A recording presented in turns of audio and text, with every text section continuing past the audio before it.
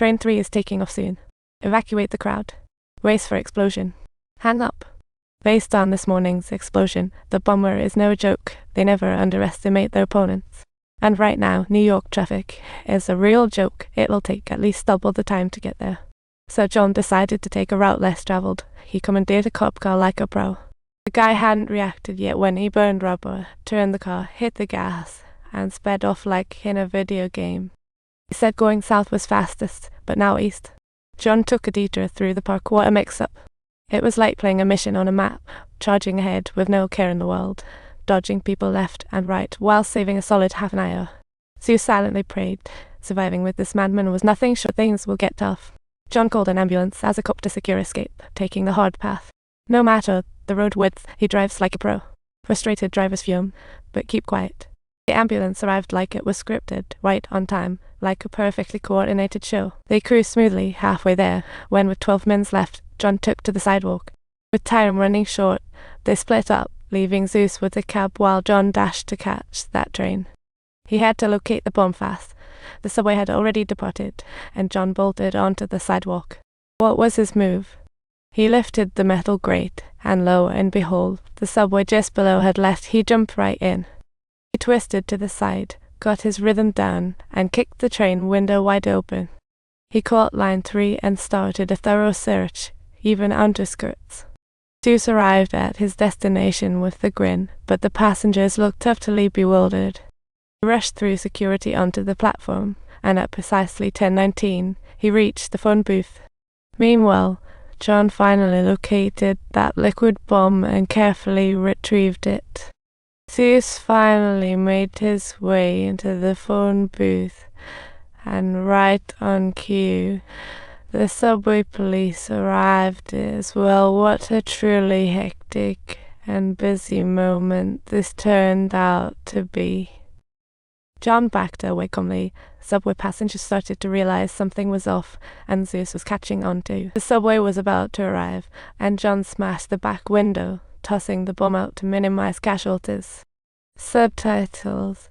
It seems that their opponent is a bomb expert, so what exactly is his final objective?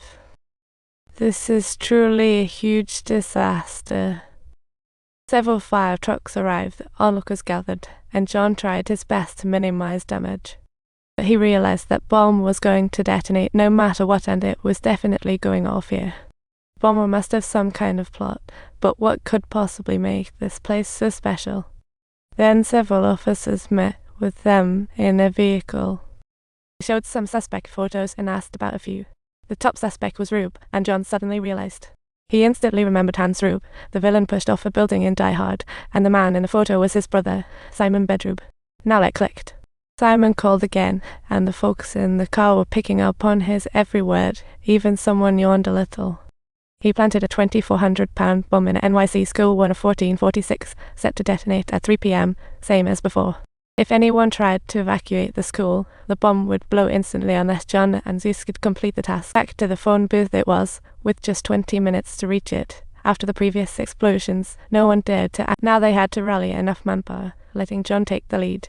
The chief began gathering his troops while Simon wouldn't let anyone evacuate, but they could send people to look for bombs. He mobilized all NYPD officers, dispatching them to check those 1446 schools in the remaining 3 hours. They had to be careful not to alert the media and cause panic. Just then, the villain Simon finally made his appearance. A convoy of trucks and construction vehicles rolled into the city. Simon was unveiling his master plan. The earlier explosions were just a bait to draw all the police away. Their ultimate target was the Federal Reserve Bank. Although they were dressed smartly, everyone was sporting combat boots ready to cash in big time. The survivor shot wildly as a female thug appeared with a machete, stopped by Simon.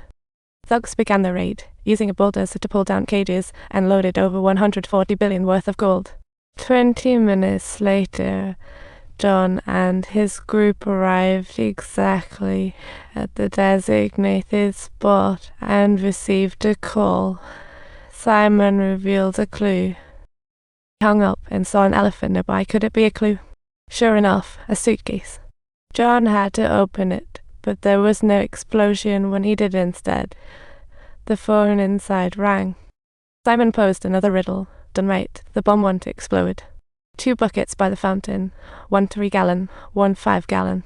Fill the 4-gallon water up on the scale, and the bomb timer would stop just right. Too much or too little would trip. After Simon hung up, they had just 5 minutes. John was so mad, he sprinted for miles, playing a kid's game, and the kicker he had no clue how to do it. Meanwhile, a so-called repair truck was brazenly hauling off gold, moving shiny riches from down below. At the critical moment, John finally discovered a solution and sprang into action. First, fill the 5-gallon bucket, pour into the 3-gallon, empty it, leaving 2 gallons. Then pour the 2 gallons into the 3-gallon, leaving 1 gallon space, and fill the 5-gallon bucket. Next, refill the 3-gallon, leaving 4 in the 5-gallon. Solved.